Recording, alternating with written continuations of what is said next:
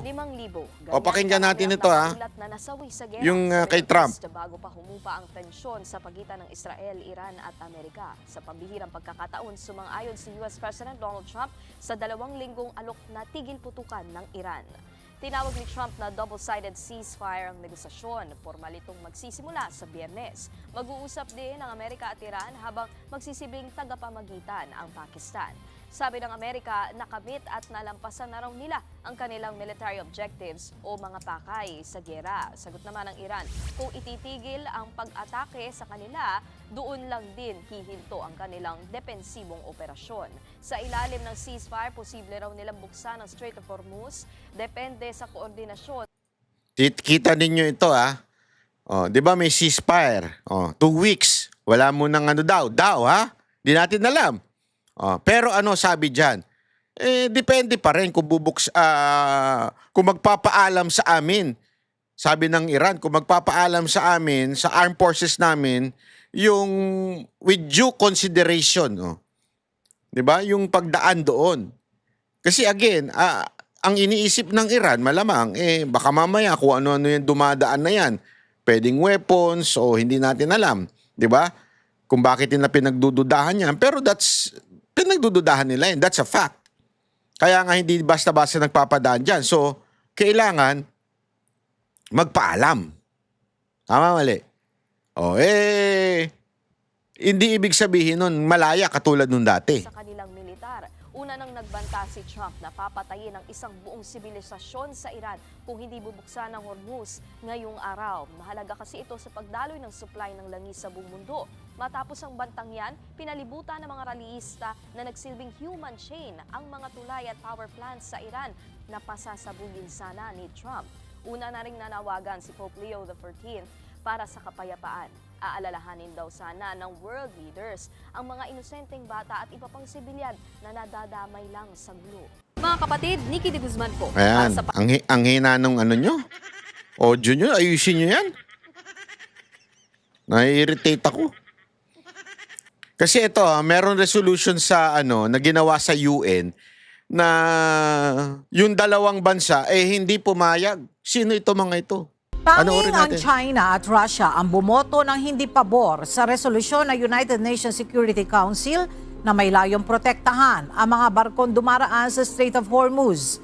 Katwiran ng 2 bansa, hindi umano patas ang panukala sa Iran at posible umano ito magdulot ng paglala ng tensyon sa rehiyon. Samantala, iginiit ng Estados Unidos na mahalaga manatiling bukas ang nasabing ruta at magtulungan ang mga bansa para sa kalakalan at supply ng langis.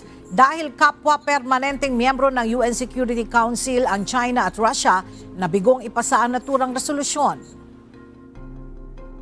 Will those in favor of the draft resolution contained in document S/2026/273 please raise their hand. Naku, patay kang bata ka. Bakit kailangan may tugtog? Basta sa madaling salita, yung China at Russia ang hindi bumoto. So talagang medyo, sabi ko nga nung kasi alam mo, ino-observe natin lahat yan yung mga napangyayari sa mundo. Pwede ba natin sisihin ng Russia at saka China? Hindi ko rin alam kasi sa totoo lang, meron din sila kasing pinaglalaban tulad ng Iran. Di ba?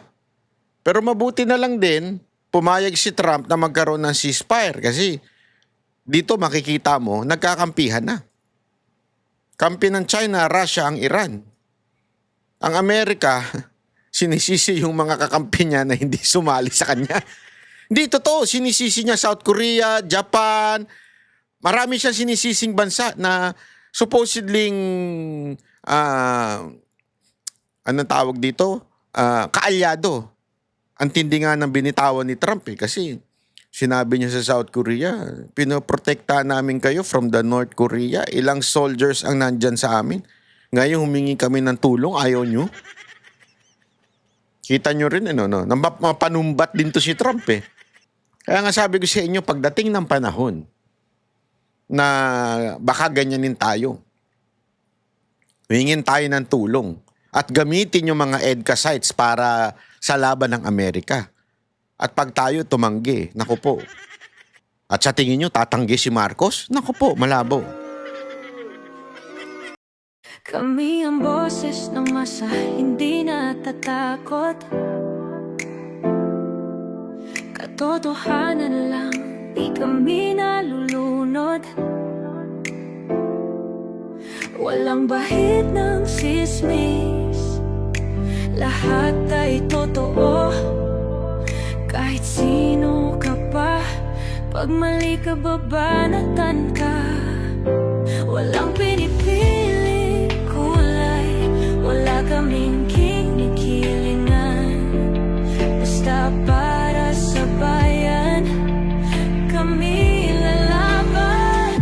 Pag tama palapakan, pag mali banatan. Di matitinag, di matatakot, para sa bayan tuloy ang sigaw. Sa harap ng kamera, walang halong takot.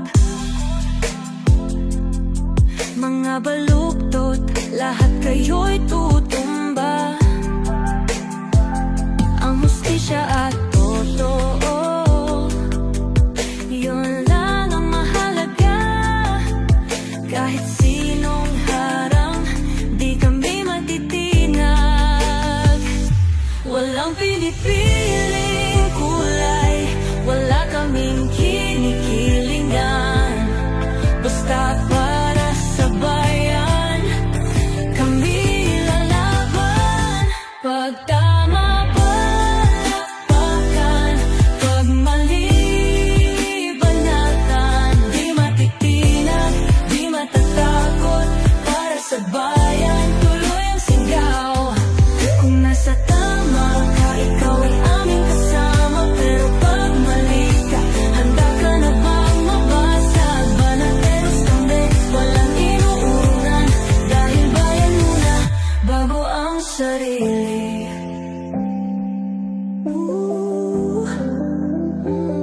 Bago ang sarili.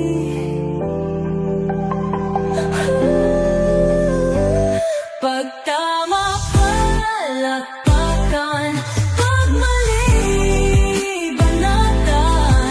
Banateros ang sigaw, katotohanan ang laban.